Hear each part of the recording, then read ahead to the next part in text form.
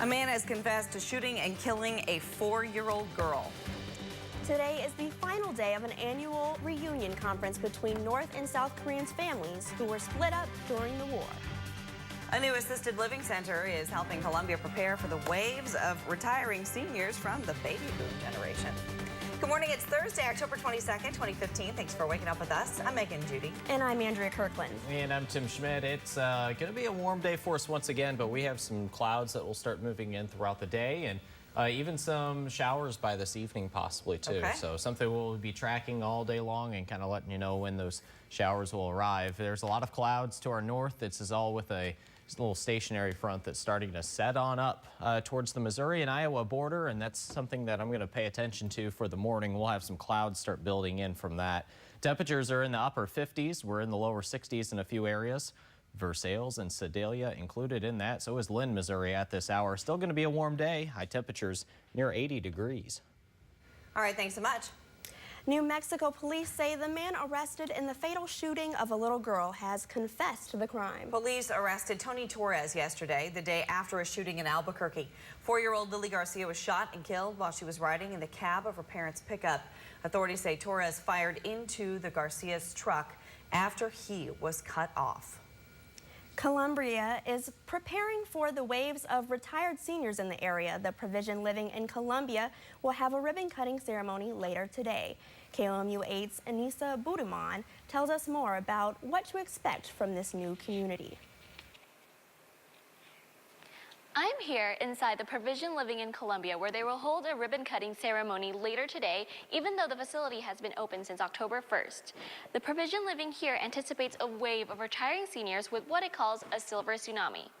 This tsunami refers to a majority of the baby boomer generation reaching retirement age at the same time. Community will offer a discreet assisted living experience for seniors and also support residents with dementia so they can live independently. The executive director of the residence says the company decided to open in Columbia for the medical convenience. We're attracted to Columbia because of, well, Columbia is a great town for medical. It's also a great town for our seniors. Hinshaw says the community will offer about 90 jobs to the Columbia market. Reporting live from Columbia, Anissa Budiman, KOMU 8 News. The National Transportation Safety Board will hold a public information meeting today discussing airbag inflators made by the Takata Corporation. More than 20 million inflators used in U.S.-made vehicles have been recalled since it was discovered the faulty inflators caused the airbags to inflate with too much force. The force could cause metal shards to fly into the faces of drivers and passengers. A Florida mom is expressing outrage after a driver killed her son and then tweeted a picture. 16-year-old Travius Williams was struck and killed by a 19-year-old driver. After the accident, the driver tweeted a picture of the scene with the captions, "I just killed a man and R.I.P." The teen driver is not facing any charges at this time. While you were sleeping, around 1,000 refugees spent the night in a chilly field on the Slovenian border. Slovenian police and soldiers stayed with the group in a cornfield. The migrants had to sleep in the field because all nearby refugee camps were full. A police helicopter with a searchlight flew overhead to guide any migrants who may have gotten lost. This morning, hundreds of Korean families are saying goodbye to loved ones after being reunited for the first time in nearly 60 years.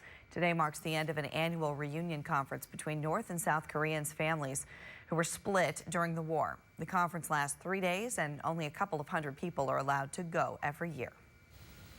St. Louis is giving back more than $5.5 million to drivers who paid red light camera tickets since early last year. The Give Back program applies to red light camera tickets paid between February 11th, 2014 and August 19th of this year. More than 56,000 people paid $100 fines for those violations. The city says those who paid the fine will receive a check in the mail within 15 business days. 2 firefighters were trying to put out a fire when an angry man approached them with a rifle. We'll tell you what happened to the 2 firefighters and the man who pulled a gun on them. And coming up, I'll tell you why the Columbia Public Schools wants to hear your voice at a meeting later this evening. A live look over Columbia Regional Airport at 4:35 on this Thursday morning. We'll be right back.